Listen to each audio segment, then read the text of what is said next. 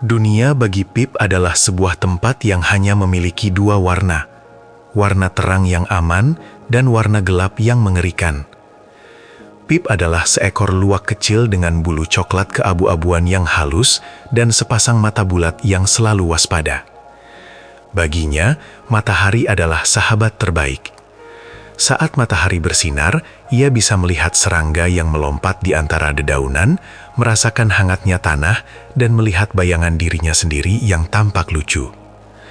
Namun, ketika sang surya mulai turun ke peraduan dan langit berubah menjadi ungu pekat, Pip akan mulai gemetar. Di dalam lubang pohon beringin tua yang menjadi rumah keluarganya, Pip memiliki sebuah sudut kecil. Di sana, ia mengumpulkan tumpukan jerami kering dan lumut lembut untuk menjadi bentengnya. Setiap kali kegelapan mulai merayap masuk ke celah-celah dahan, Pip akan membenamkan kepalanya dalam-dalam ke dalam tumpukan itu. "Pip, kau tidak ingin melihat bunga wijaya kusuma mekar malam ini?" tanya ibu Pip suatu malam. Suaranya lembut, seperti desir angin yang membelai dedaunan. Bunga itu hanya mekar saat bulan menyapa. Wanginya sangat harum, nak. Pip menyembul sedikit, hanya menampakkan ujung hidungnya yang hitam dan basah. "Tidak, Bu. Di luar sana terlalu luas. Bagaimana jika aku tersesat? Bagaimana jika pohon-pohon itu berubah menjadi raksasa saat aku tidak melihatnya? Aku lebih suka di sini, di mana aku bisa menyentuh dinding rumah kita." Ibunya mendekat, menjilati dahi Pip dengan kasih sayang. Malam bukanlah musuh Pip. Ia hanya waktu di mana hutan menarik napas panjang. Kegelapan adalah cara alam menjaga rahasia-rahasia indahnya, agar tidak layu karena terik matahari. Namun, bagi Pip, kata-kata ibunya hanyalah puisi yang sulit dimengerti. Baginya, gelap berarti buta, dan buta berarti bahaya. Malam itu, ibu Pip harus pergi ke bagian hutan sebelah timur untuk mencari buah beri hutan yang hanya manis jika dipetik saat embun mulai turun. Ia meninggalkan Pip sendirian di dalam lubang pohon. "Tidurlah, Pip. Ibu akan kembali sebelum fajar menyentuh ujung daun," pesan ibunya sebelum menghilang di balik kegelapan. Pip meringkuk. Ia mencoba memejamkan mata, tetapi telinganya justru menjadi semakin tajam. Setiap suara terdengar berkali-kali lipat lebih keras. Suara jangkrik terdengar seperti teriakan, dan gesekan dahan pohon yang tertiup angin terdengar seperti cakaran kuku di atas kayu. Pip merasa sangat kecil dan sendirian. Karena tidak bisa tidur, Pip memberanikan diri untuk mengintip keluar melalui celah kecil di dekat pintu masuk lubang pohonnya. Awalnya, ia hanya melihat kegelapan yang sama. Namun, saat matanya mulai terbiasa, ia melihat sesuatu yang luar biasa di kejauhan. Jauh di bawah sana, melewati barisan pohon pinus yang rapat, terdapat sebuah danau yang tenang. Dan di atas permukaan air danau itu, bertengger sesuatu yang sangat terang, sesuatu yang bulat, berwarna kuning keemasan, dan tampak sangat padat. Pip mengucek matanya dengan kaki depannya. "Apa itu?" bisiknya. Ia belum pernah melihat cahaya seindah itu di tengah malam. Bentuknya sangat sempurna. Dalam benak Pip yang sedang lapar dan kesepian, cahaya itu menyerupai sesuatu yang pernah diceritakan oleh kakeknya dalam dongeng-dongeng tua. Keju raksasa. "Itu pasti keju," seru Pip pelan, matanya berbinar. "Keju raksasa jatuh dari langit. Pasti tadi jatuh saat aku sedang bersembunyi. Oh, lihatlah betapa kuning dan lezatnya dia." Pikiran Pip mulai berimajinasi.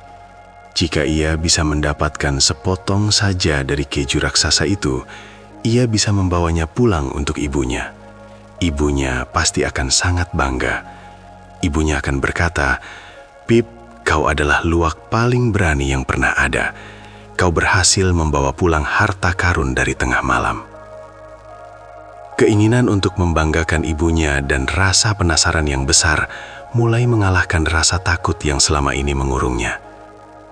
Pip menatap kakinya yang masih sedikit gemetar. Aku bisa melakukannya, katanya pada diri sendiri, meskipun suaranya masih mencicit. Aku hanya perlu berjalan ke sana, mengambil sepotong keju, dan segera kembali. Kegelapan tidak akan bisa menangkapku jika aku berlari cepat menuju cahaya itu. Pip mengambil satu langkah keluar dari lubang pohon. Udara malam yang dingin langsung menyapa bulunya, membuatnya merinding. Ia menoleh ke belakang, menatap rumahnya yang hangat untuk terakhir kalinya, lalu menatap kembali ke arah danau. Cahaya kuning itu seolah melambai padanya, memanggilnya untuk datang. Dengan napas yang tertahan, Pip mulai menuruni batang pohon beringin. Setiap langkahnya terasa sangat berat. Kakinya mencengkeram kulit pohon dengan erat. Ketika kakinya akhirnya menyentuh tanah, ia merasa jantungnya berdegup kencang seperti tabuhan gendang. Tanah malam itu terasa berbeda, lembab dan penuh dengan aroma tanah yang kuat. Pip melihat ke sekeliling. Bayangan pohon-pohon tinggi tampak seperti prajurit hitam yang berdiri kaku. Namun, setiap kali Pip merasa ingin lari kembali ke rumah, ia melihat ke arah danau. Keju itu masih di sana. Gumamnya menyemangati diri sendiri. Keju itu menungguku. Pip mulai berjalan. Ia tidak lagi hanya diam di dalam zona nyamannya. Ia mulai menerobos semak-semak rendah. Meski setiap bunyi kresek dari daun kering membuatnya hampir melompat karena kaget. Keberanian, menurut Pip saat itu, bukan berarti tidak takut sama sekali.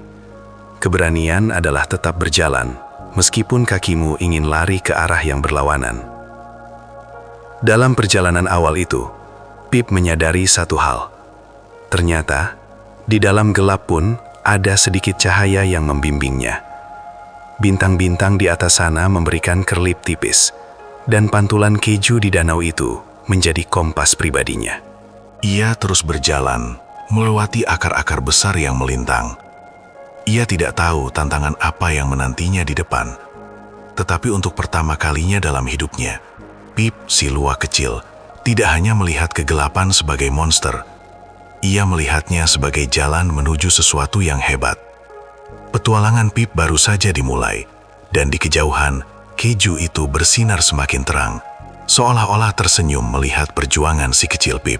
Semakin jauh Pip melangkah meninggalkan pohon beringinnya, semakin lebat pula hutan yang harus ia lalui.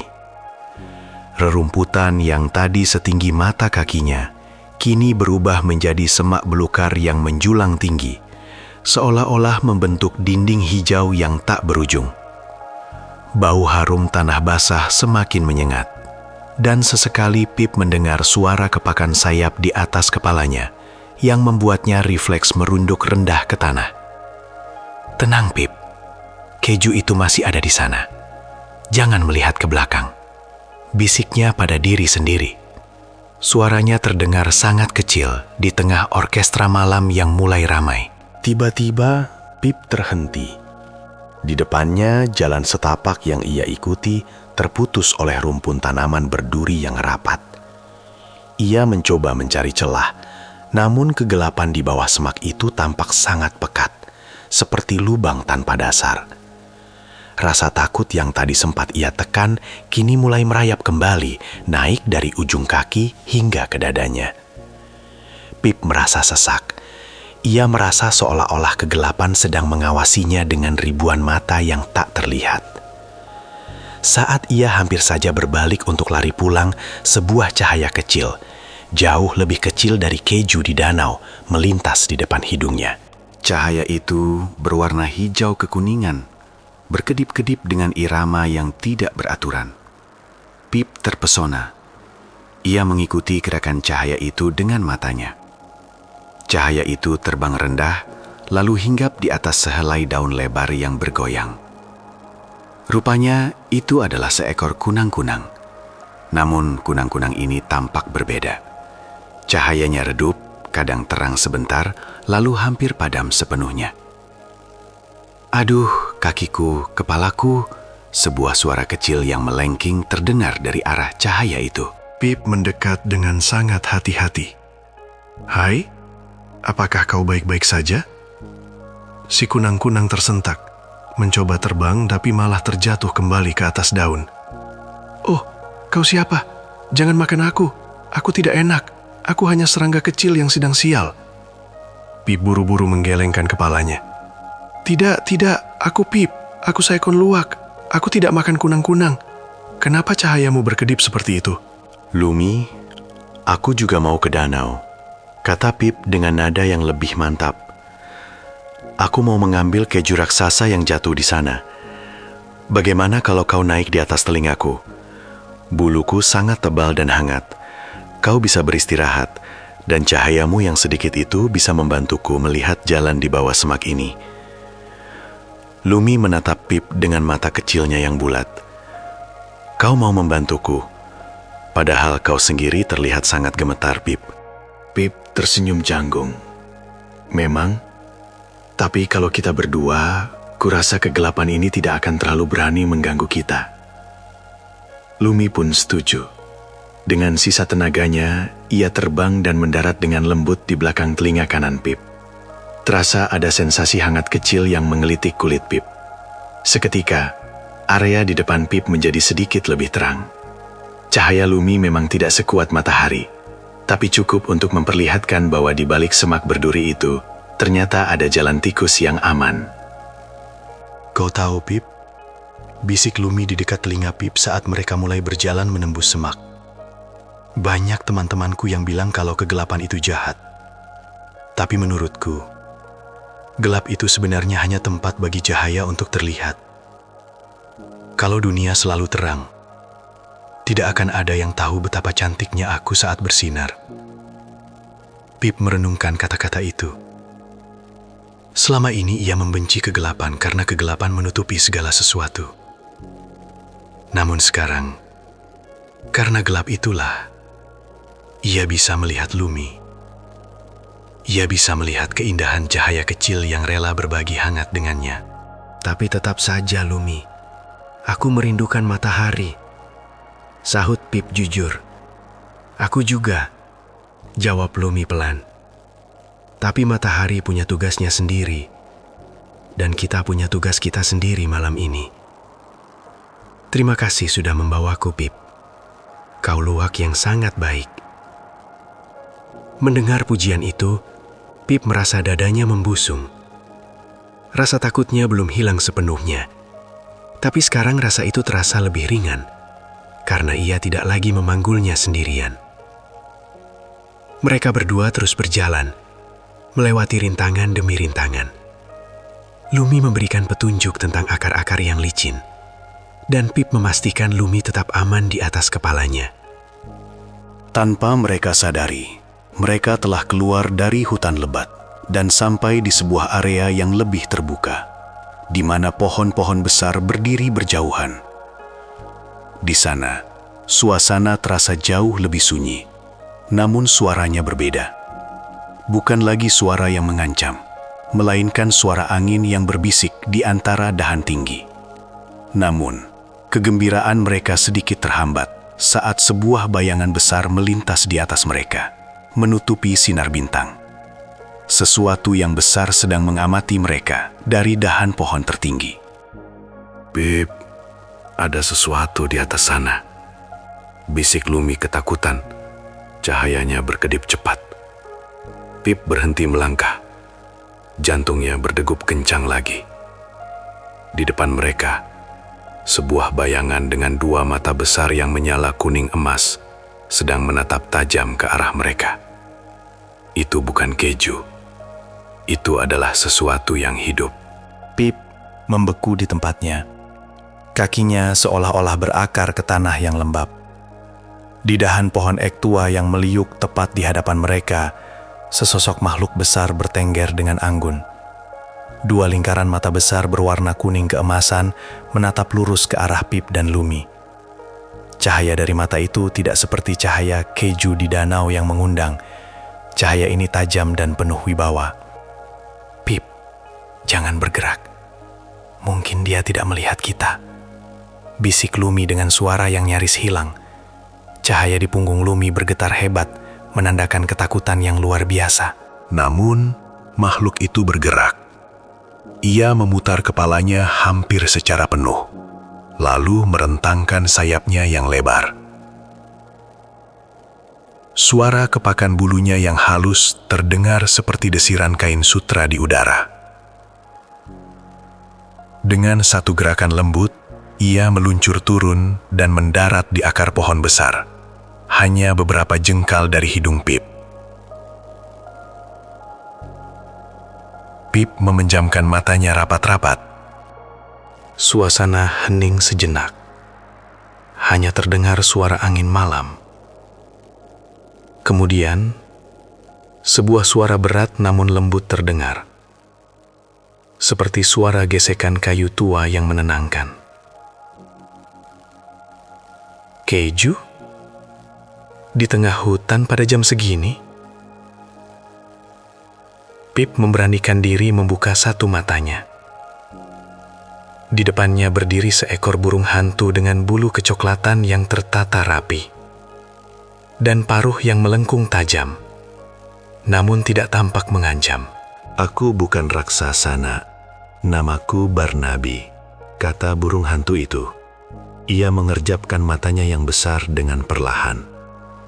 "Dan sejauh yang ku ketahui, keju tidak tumbuh di pepohonan atau jatuh dari langit seperti hujan." Lumi yang mulai merasa aman karena tidak langsung dimakan, mengintip dari balik telinga Pip. "Tapi kami melihatnya, Tuan Barnaby, di danau itu, besar, kuning, dan bersinar." Barnaby terkekeh rendah. Sebuah suara yang menggetarkan dada Pip. "Ah, keajaiban mata muda. Duduklah sebentar anak-anak. Kalian tampak seperti habis berlari dikejar badai." Meskipun masih waspada, Pip merasakan ketenangan terpancar dari burung hantu tua ini. Ia duduk di atas akar pohon, sementara Lumi tetap setia di atas kepalanya. "Kalian sangat takut pada kegelapan, bukan?" tanya Barnaby lembut. Pip menunduk, memainkan jari-jari kakinya di atas tanah. "Iya, ibu bilang malam itu indah. Tapi bagiku, malam hanya menyembunyikan hal-hal yang bisa menyakitiku. Di dalam gelap, aku merasa tidak berdaya." Barnaby memandang langit yang bertabur bintang, lalu kembali menatap Pip. "Dengarkan aku, Pip. Manusia dan banyak hewan takut pada apa yang tidak bisa mereka lihat. Tapi tahukah kau, kegelapan sebenarnya hanyalah sebuah selimut. Bumi bekerja sangat keras sepanjang hari, di bawah terik matahari. Pohon-pohon berfotosintesis, bunga-bunga mekar, dan hewan-hewan berlari. Saat malam tiba, bumi butuh beristirahat." Ia melanjutkan dengan nada yang lebih dalam. "Kegelapan adalah cara alam menyelimuti dunia, agar semuanya bisa tidur dengan tenang. Suara jangkrik yang kau takuti, itu adalah lagu pengantar tidur. Angin yang berdesir di dahan, itu adalah napas hutan yang sedang bermimpi. Tanpa malam, dunia akan sangat lelah dan layu." Pip mendengarkan dengan saksama. Kata-kata Barnaby masuk ke dalam hatinya seperti air sejuk di hari yang panas. Ia mulai membayangkan hutan sebagai sebuah makhluk besar yang sedang meringkuk tidur di bawah selimut hitam yang nyaman. Tapi bagaimana dengan keju itu? Tanya Pip lagi, masih penasaran. Barnaby tersenyum misterius. "Apa yang kau lihat di danau itu adalah pantulan dari sang penjaga malam yang sesungguhnya. Ia tidak bisa dimakan, tapi ia memberikan cahaya bagi mereka yang berani mencarinya. Niatmu keluar rumah untuk membahagiakan ibumu adalah cahaya yang jauh lebih terang daripada apa yang ada di danau itu, Pip." Barnaby kemudian mengepakkan sayapnya sedikit, mengisyaratkan arah. "Pergilah, danau sudah dekat, tepat di balik bukit kecil itu. Jangan takut lagi. Ingatlah, gelap tidak pernah menyakitimu." Ia hanya menemanimu beristirahat. Pip berdiri dengan perasaan yang jauh lebih ringan. Ketakutan yang tadi menghimpit dadanya kini berganti menjadi rasa hormat terhadap malam. Terima kasih Tuan Barnaby, kata Pip tulus. Terima kasih sudah tidak memakan kami, tambah Lumi dengan ceria. Barnaby hanya mengangguk pelan. Hati-hati di jalan pengelana kecil. Dan Lumi, simpan tenagamu. Kau punya tugas untuk menerangi langkah sahabatmu ini. Pip melanjutkan perjalanannya. Kali ini langkah kakinya tidak lagi ragu-ragu. Ia mulai menikmati aroma bunga malam yang diceritakan ibunya. Ia mulai mendengarkan suara hutan bukan sebagai ancaman, melainkan sebagai simfoni yang indah. Di ujung jalan setapak, pepohonan mulai menipis, digantikan oleh hamparan air yang berkilauan. Setelah melewati rintangan demi rintangan dan mendengarkan nasihat bijak dari Barnaby, Pip akhirnya sampai di tepi danau. Pepohonan yang tadinya rapat kini membuka jalan, memperlihatkan hamparan air yang sangat luas dan tenang, seolah-olah sebuah cermin raksasa telah diletakkan di atas tanah. Udara di sini terasa lebih dingin, namun menyegarkan, membawa aroma air dan lumut yang bersih. "Lihat, Pip, kita sampai!" seru Lumi dengan riang.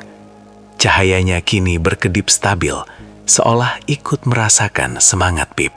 Di tengah danau itu, keju raksasa yang dikejar Pip tampak lebih besar dan lebih terang dari sebelumnya. Cahayanya yang kuning keemasan jatuh tepat di permukaan air, menciptakan jalur cahaya yang berkilauan seolah-olah mengajak Pip untuk melangkah di atasnya. Dengan napas terengah-engah, namun penuh kemenangan, Pip berlari kecil menuju tepian air. Ia berhenti tepat di mana air menyentuh pasir yang halus. Pip menatap benda bulat di tengah danau itu dengan mata berbinar-binar. Ia sudah membayangkan betapa beratnya nanti saat ia harus menyeret potongan keju itu pulang, dan betapa bahagianya ibu saat melihatnya. "Aku akan mengambil sepotong untuk ibu," bisik Pip. Ia menjulurkan kakinya yang kecil, mencoba menyentuh pinggiran keju yang memantul di dekat tepian air. Namun, saat jari kakinya menyentuh permukaan air, sesuatu yang aneh terjadi. Gelombang kecil tercipta dari sentuhannya, dan seketika itu juga, keju raksasa itu mulai retak. Bentuknya yang bulat sempurna, pecah menjadi ribuan kepingan cahaya yang menari-nari, seolah-olah keju itu larut ke dalam air. Pip menarik kakinya kembali dengan kaget. "Oh tidak, aku merusaknya. Lumi, kejunya hancur," tangis Pip sedih. Ia menunggu dengan cemas. Air matanya mulai menggenang. Namun, perlahan-lahan, riak air itu kembali tenang. Dan secara ajaib, kepingan cahaya itu menyatu kembali, membentuk lingkaran kuning yang sempurna lagi. Pip mencoba menyentuhnya lagi, dan hal yang sama terulang. "Pip, coba lihat ke atas." Suara Lumi terdengar lembut di dekat telinganya. Pip mendongak.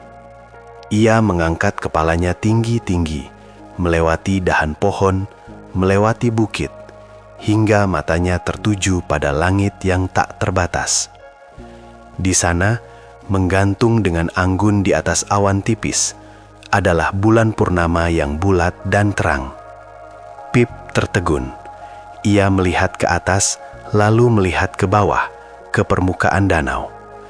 Ia baru menyadari bahwa apa yang ia kejar selama ini bukanlah benda padat yang bisa dimakan. Itu adalah cahaya. Itu adalah pantulan sang bulan. "Jadi, itu bukan keju?" tanya Pip pelan. Suaranya terdengar sedikit kecewa, namun penuh kekaguman. "Bukan, Pip," jawab Lumi sambil terbang memutar di depan wajah Pip. "Itu adalah bulan. Dia tidak jatuh dari langit. Dia tetap di sana untuk memastikan kita tidak benar-benar sendirian di dalam gelap. Pip terdiam cukup lama. Ia duduk di atas pasir, menatap pantulan rembulan yang tenang. Rasa kecewanya perlahan memudar, digantikan oleh pemahaman yang baru. Ia teringat kata-kata Barnaby tentang kegelapan sebagai selimut. Ia juga melihat Lumi, sahabat kecilnya yang tadi hampir padam, kini tampak sangat cantik bersanding dengan pantulan bulan. "Aku tidak membawa pulang keju untuk ibu," kata Pip lirih. Tapi kau membawa sesuatu yang lebih baik, Pip, sahut Lumi. Kau membawa keberanian. Kau berjalan menembus hutan yang kau takuti, membantu teman yang kesusahan, dan sekarang kau berdiri di sini tanpa gemetar sedikit pun. Itu jauh lebih berharga daripada sebongkah keju. Pip tersenyum. Ia merasakan sebuah kehangatan yang aneh di dadanya, rasa bangga pada dirinya sendiri. Ia menyadari bahwa malam tidaklah kosong. Malam penuh dengan keajaiban yang hanya bisa dilihat jika seseorang cukup berani untuk membuka matanya. Tiba-tiba, rasa kantuk yang luar biasa menyerang Pip. Perjalanan jauh dan beban emosional yang ia pikul sepanjang malam membuatnya sangat lelah. Di tepi danau yang damai itu, di bawah lindungan cahaya bulan yang lembut, Pip merebahkan tubuhnya. Pasir yang ia duduki terasa seperti tempat tidur yang empuk. "Lumi, apakah kau akan tetap di sini?" tanya Pip dengan mata yang mulai sayu. "Aku akan menjagamu sampai fajar tiba, Pip. Tidurlah. Kau sudah menjadi luwak yang sangat berani malam ini." Pip pun menjamkan matanya. Kali ini, ia tidak lagi membenamkan kepalanya ke dalam jerami karena takut. Ia membiarkan wajahnya memandangi langit malam. Suara air danau yang tenang dan bisikan angin di sela pohon pinus menjadi nyanyian tidur yang paling indah yang pernah ia dengar. Di bawah sinar bulan yang hangat, Pip pun tertidur lelap, bermimpi tentang petualangan hebat yang menantinya di hari esok. Keesokan paginya, ibu Pip menemukannya sedang tertidur di tepi danau. Saat Pip terbangun dan menceritakan tentang keju dan Barnaby, ibunya hanya memeluknya erat dengan air mata haru. Pip tidak lagi takut pada malam, karena kini ia tahu kegelapan hanyalah ruang tunggu bagi cahaya untuk bersinar lebih terang.